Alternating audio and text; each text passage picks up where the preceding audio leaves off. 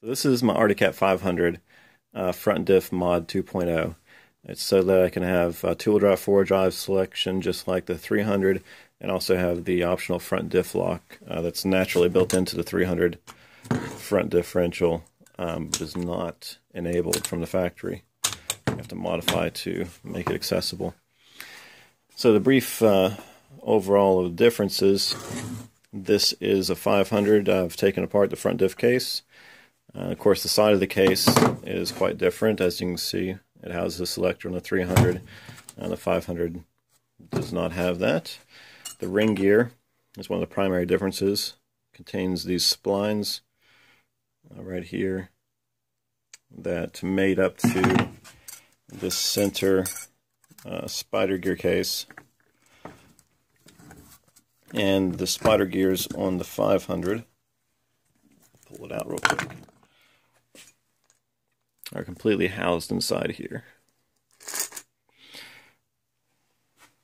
Other than that, there's not a whole lot of differences. The gear ratio is different, of course. 10 tooth on this, 11 tooth on the 300, and then 36 tooth on the 500 on the ring gear, and 34 tooth on the 300. So here is how the 300 looks. It's ring gear. Of course, the 500 has these splines. The 300 has these 6 teeth or splines that are engaged by this right here. When the selector is moved, that piece slides forward and engages the splines on the back of the ring gear. So that gives you four-wheel drive. Then when you move it forward the second notch, these smaller internal splines here engage these and gives you the diff lock option. So to get this to work this time, what I'm doing is modifying the 500 gear so that it looks like the 300 gear and functions like it. So I had to remove these splines, these teeth. This is my practice one. The teeth are already chewed up on the gear face. And using a die grinder, I've removed the material and shown that it can be done. So now I'm going to attempt it on this one, which is my good, well, fairly good gear.